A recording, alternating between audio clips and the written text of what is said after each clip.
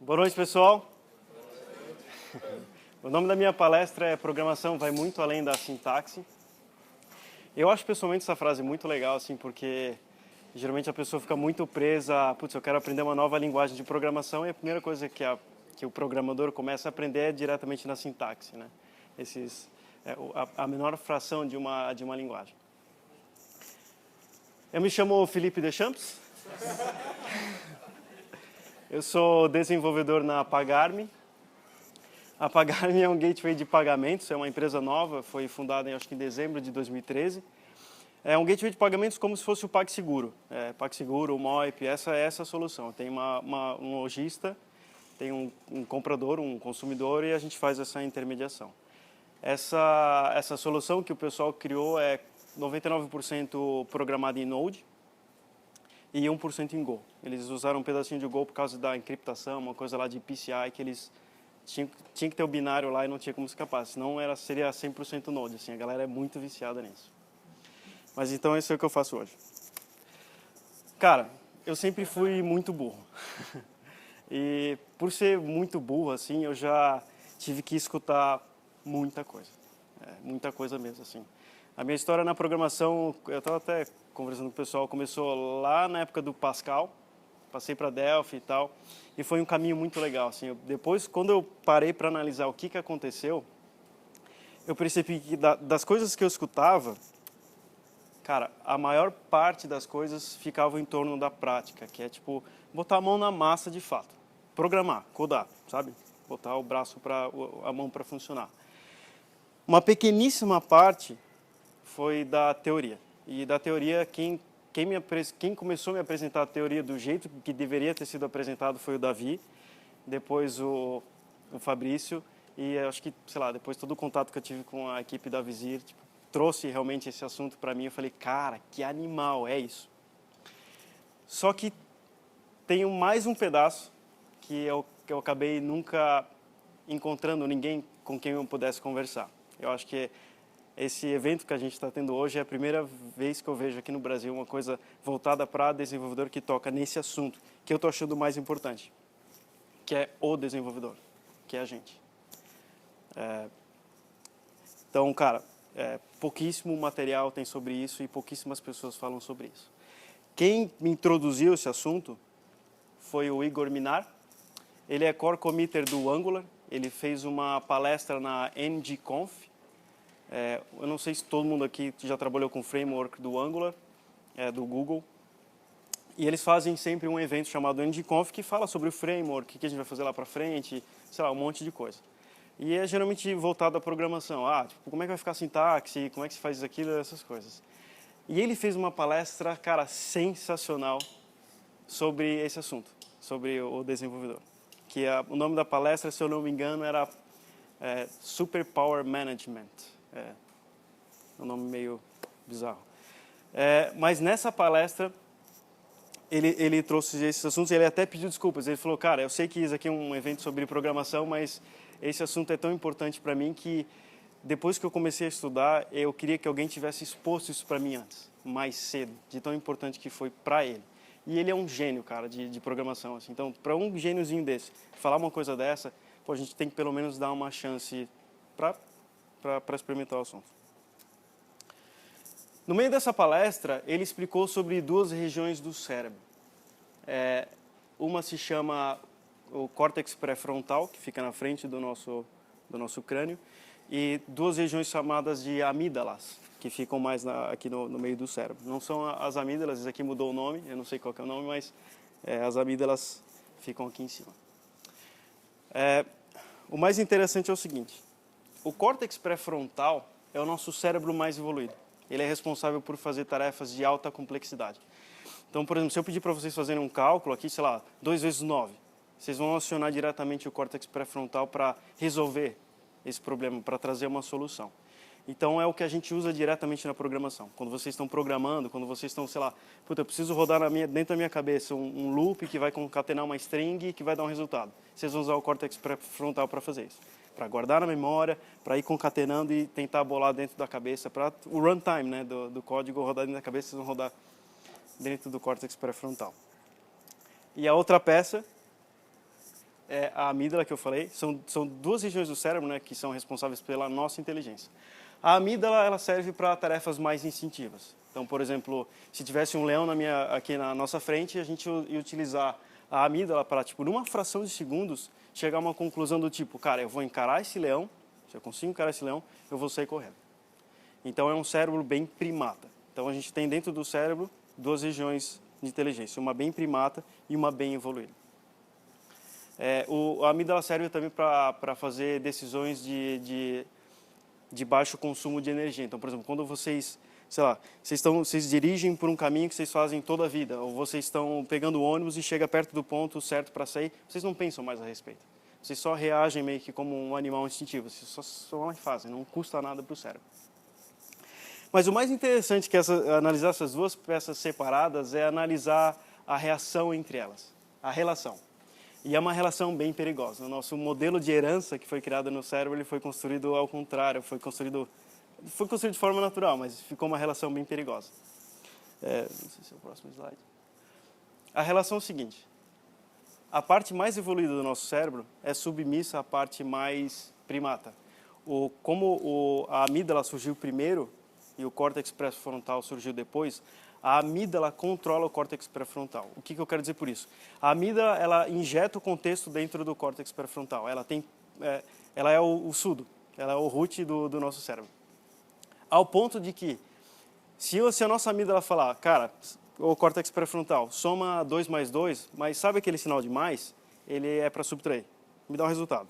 O córtex pré-frontal vai fazer a soma, vai retornar zero, vai validar, não, tá tudo certo, cara, a amígdala disse que é isso e eu vou entregar. E vai estar um resultado errado. Então, é bem perigosa essa relação. É uma das relações mais perigosas que a gente tem dentro do nosso cérebro. Ainda mais pelo fato de que a amígdala é totalmente relacionada ao estresse e inquietação. Ela é o que produz estresse. Ela é o que faz a gente ficar, sabe, inquieto mesmo, cara, não estou conseguindo fazer isso, não quero fazer aquilo, estou preocupado com isso. Tipo, eu não sei se vocês já tiveram a experiência de estar numa tarefa de foco, por exemplo, programando pra caralho lá, se o teu chefe não te interromper, tá programando pra caralho, de repente começa a surgir certos problemas que não tem nada a ver com o que está se programando. Tipo, meu, cara, puta, eu preciso ir lá no negócio, preciso fazer isso, será que eu vou conseguir e tal? Fica uma coisa meio maluca, assim. É a amígdala que está falando mais alto. Ela está atravessando esse processo. Então, não sei se essa história, para mim é uma história muito comum na minha vida, não sei se é uma história comum para vocês. Vocês querem aprender uma coisa nova, né? Querem, sei lá, estourar um limite que vocês têm, né? Aumentar um pouco a capacidade de alguma coisa, e aí vocês vão lá, começam, vocês trabalham no negócio, vocês estudam pra caralho o negócio, vocês vão lá, praticam pra caralho o negócio, e no final das contas, cara, a capacidade naquele assunto aumenta, de fato, né? Não tem como não aumentar. Mas aí uma coisinha muito interessante acontece. A pessoa começa a ficar cansada, meio desanimada, uma das coisas que o Fabrício falou na palestra dele. Ela começa a dar um cansaço meio estranho, assim. Tipo, o que a pessoa era apaixonada, assim, ela acaba não gostando mais. Assim. Vocês já devem ter sofrido isso. Vocês começam um projetinho novo, faz um negócio no GitHub, comenta pra caralho, fica até 4 horas da manhã com a energia, tipo, impossível, assim, tipo, super apaixonado. Mas no final das contas, no dia seguinte, ou na semana seguinte, tu olha aquilo lá e tu começa a se sentir mal, assim, começa a sentir um peso nas costas, tipo, cara, e vai lá e abandona aquele negócio. Chega até algum ponto que você começa a duvidar sobre o talento que você tem, né? Porra, será que eu consigo mesmo fazer projetos até o final, assim? Começa a ficar uma relação meio estranha sobre a tua própria capacidade. E aí a pessoa fala, não, foda-se. Deixa eu lá, eu sou programador, eu vou reinventar o mundo e começa tudo de novo. Pratica, faz tudo que tá, chega no final e cansa de novo. Aí o Igor, no meio da palestra, ele fala que isso acontece com ele, ele diz o seguinte: apesar que eu vivo nesse corpo que a minha mente controla, eu tenho pouco controle sobre a minha mente.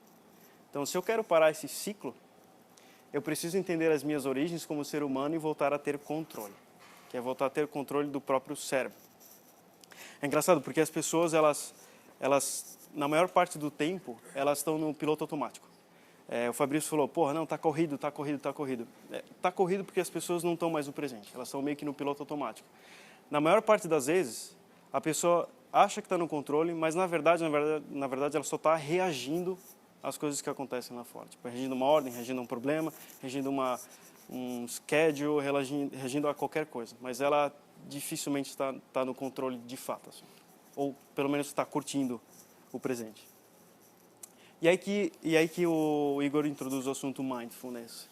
Que a descrição, assim, eu não gosto muito da descrição do mindfulness, principalmente no começo, mas quanto mais eu invisto nesse assunto, mais eu estou gostando da descrição. Então, é uma descrição estranha. Tipo, é mais ou menos o estado em que a pessoa foca a sua atenção, de propósito, na consciência sobre o presente, aceitando qualquer pensamento positivo ou negativo. É bizarro. Ele usa, para explicar isso, ele usa mais ou menos o que a gente faz quando a gente vai debugar um código. Isso ele fala na apresentação. É a mesma coisa que a gente faz quando a gente vai debugar e fazer o profiling de um código. Se você for para o código com muito preconceito, tipo, não fiz esse bug aqui, não é meu, foda-se, vai dar errado, cara. Quando você vai debugar um programa, fazer profiling, você tem que estar com a mente aberta. Tipo, meio que foda-se o que vai encontrar lá dentro, vamos rodar esse código, vamos ver o que vai surgir, vamos analisar isso de peito aberto. Então, é mais ou menos o mindfulness, é mais ou menos isso com a sua vida, com as coisas que você está. E aí que ele introduz o assunto meditação. Quando as pessoas pensam em meditação, a primeira coisa que vem na cabeça são monges carecas. Assim, eu acho que essa é uma imagem hollywoodiana muito forte. Assim, tipo, aqueles caras de cabelo raspado. E aí os caras saem flutuando, sabe? Porque eles estão, tipo, super zen, assim, sabe? Você não pode falar do flutuar, não, cara. Não, os caras flutuam, de verdade. Não, brincadeira. É uma imagem meio que estranha, assim, sabe? E muita coisa mudou. Na palestra ele introduz um aplicativo chamado Headspace, que eu uso diariamente, sobre meditação, só que não tem nada a ver com meditação voltada para ficar zen. A meditação ela tem várias escolas. A escola que ele traz é sobre exercícios para você capacitar mais o cérebro, né? Então, ele tem exercícios específicos para aumentar a criatividade, controlar a autoestima, controlar o estresse, ansiedade, sono, foco e felicidade. Então, por exemplo, da criatividade tem um exercício muito legal. O nosso cérebro ele tem dois estados. Ele tem o estado contraído e o estado relaxado. E são dois estados muito importantes, nenhum é mais importante que o outro. Mas ele traz resultados diferentes também. Então, por exemplo, se a pessoa quer ter criatividade, não adianta ela ficar contraída no estado de contração, que é um estado mais para resolução de tarefas de alta complexidade. Ela precisa relaxar. Por isso que é muito incomum a pessoa estar numa reunião, preciso de uma ideia agora, preciso de uma ideia de um logo agora, não sai. Aí o cara está lá no banheiro, está lá tomando banho, e de repente, puf, vem a ideia. Ele entrou nesse estado mais relaxado. Então, tem coisas que você só consegue atingir se você estiver nesse estado relaxado. É mais ou menos tipo, eu quero me esforçar para dormir. Tipo, vou lá na cama, fico me esforçando pra caralho, dormir e durmo. Cara, isso não existe. Tem coisas que, se você se esforçar, você se afasta da solução. Então, o exercício da criatividade é legal, porque ele, durante a aula, ele faz o teu cérebro entrar num estado contraído e num estado relaxado. Estado contraído e estado relaxado. Tipo musculação mesmo. Eu vou falar ali mais pra frente. A autoestima tem exercícios para, tipo... Cara, a gente acha que a gente é os pensamentos que brotam na nossa cabeça, né? A gente se acha que a gente é esses pensamentos. Ou pensamentos que estão na cabeça de outras pessoas, né? É muito engraçado isso, que a gente fica muito preso a pensamentos. E no exercício de autoestima, ele ensina você a meio que se visualizar os pensamentos como um observador, não como você. Então, é uma experiência fantástica, cara, só fazendo para entender. E, cara, eu vou falar para vocês, funciona muito. Eu estou fazendo, acho que há 3 meses, esse aplicativo, é um espaço de tempo muito curto, mas eu vou falar para vocês que na 4ª aula eu já senti que tinha uma coisa diferente, assim. Eu já senti que porque na época eu estava putamente estressado, assim, uma coisa maluca, assim, mas mesmo assim, tipo, que eu estava lá no fundo do poço, eu já consegui sentir, cara, sabe, eu estou sentindo alguma coisa diferente, assim, sabe, tipo, como se fosse areia na mão, assim, tipo, tem uma coisa diferente. E é como musculação mesmo. Tipo, você vai na musculação, tipo, de noite, vai lá, malha pra caralho, passa a noite inteira malhando pra cacete, né? Chega no dia seguinte, na frente do espelho, se olha assim, não tem diferença nenhuma. Aí beleza, você vai no segundo dia, malha pra caralho na musculação, né? Chega todo bobão na frente do espelho e, porra, não tem diferença nenhuma. Mas não é que não está fazendo diferença nenhuma, é que só você não consegue mensurar a diferença que está acontecendo dentro do corpo, né? E meditação é a mesma coisa. Você vai fazer no primeiro dia, vai chegar no dia seguinte, tipo, meu, não vai fazer diferença nenhuma, cara. Mas é só não largar, que uma hora o resultado ele começa a ser construído. É orgânico, não é uma coisa mecânica, não está instalando uma coisa nova no teu cérebro. Está fazendo ele evoluir. Então, assim, na prática, o que acontece no nosso cérebro com a meditação? Ele altera o load balancer do cérebro. Ele começa a distribuir melhor o peso, a atenção que ele dá para a amígdala e para o córtex pré-frontal. Então, ele começa a reduzir o peso que a amígdala, né, que é o nosso cérebro primata, ele começa a reduzir o peso que ele tem na influência das transações que você está fazendo no cérebro e começa a dar um peso maior para o córtex pré-frontal. Você começa a ficar mais racional, né, por causa do córtex pré-frontal. Então, você acaba reduzindo esse comportamento animal. Tipo, porra, deu pau no servidor lá na Amazon. Cara, tu vira um animal na hora, assim, se não tiver controle. Seu coração começa a pular, você começa a suar. É tipo como se tivesse um leão na tua frente, cara. Você começa a reagir como se você estivesse na selva. Mas, porra, pensa bem, uma porra de uma máquina que tá lá na puta que pariu, não tem nada a ver, cara. Ela não vai vir te atacar. Mas você a reação do seu corpo natural e a instrução que o teu cérebro dá é exatamente essa. Então, dá pra rebalancear. Isso é muito importante. Aumenta a densidade de axônios. Eu não sei o que é axônios, mas aqui está dizendo que são fibras nervosas ligadas diretamente ao número de conexões cerebrais. Isso, cara, deve ser muito importante. Credibilidade total, né? Melhora a memória.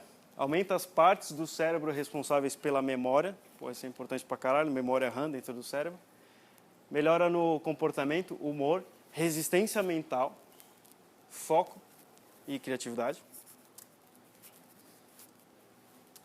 Imunidade, melhora a imunidade e a facilidade de perda de peso. Cuidado, isso pode ser mentira, porque eu compartilho do Fabrício não uma boa forma. E decisão, melhorias na tomada de decisão. E, cara, se for pensar, toda essa pequena listinha é tudo relacionado ao que a gente da nossa vida de programador, né, cara? Tipo, tomada de decisão, memória, aguentar estresse e essas coisas. E, por conta disso, eu acho que é um assunto que a gente não pode largar e, cara, no mínimo, tentar por uma semana ou 15 dias experimentar alguma coisa a respeito do entorno do mindfulness. Obrigado, Vizir.